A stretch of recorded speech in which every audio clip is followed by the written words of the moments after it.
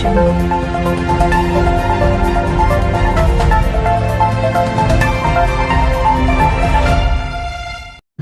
ایک chief minister ہے، اس نے کیسے کھل کے اپنی تعصب کا اور اپنی نفرت کا اظہار کیا ہے، اور جس بات پہ وہ اتنی تکلیف دہ حل میں علامت میں آئے تو ان کو یہ بھی سوچنا چاہیے کہ انہوں نے اس سندھ کو، جس کو ماں کہتے ہیں اپنی، ہم بھی اپنی ماں کہتے ہیں، انہوں نے اس ماں پہ کیسے قبضہ کیا، کیسے لوٹ کھسوٹ کی، کیسے ظلم و زیادتی کی، کیسے اس کو تباہ و برباد کیا،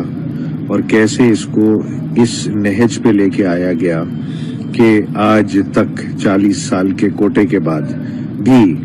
یہ اندرون سندھ میں ترقی نہیں لا سکے، نہ وہاں پہ لوگوں کے حالات زار اور زندگی کو بہتر کر سکے۔ ان کا موٹو اور بھٹوازم صرف یہی ہے کہ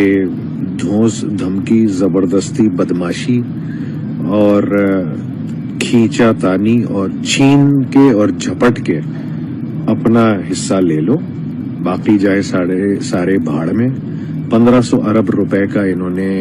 پچھلے 10 سال میں ڈیولپمنٹ بجٹ نکالا ہے،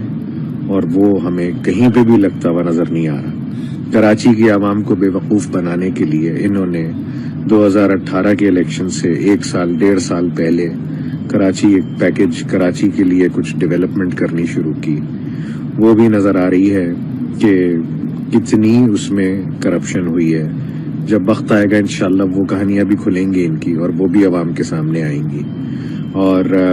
میں تو صرف یہی کہوں گا کہ مراد علی شاہ صاحب، آپ نے سوتے ہوئے شیر کو جگا دیا ہے، اور اب کراچی کا باسی، کراچی کا رہنے والا،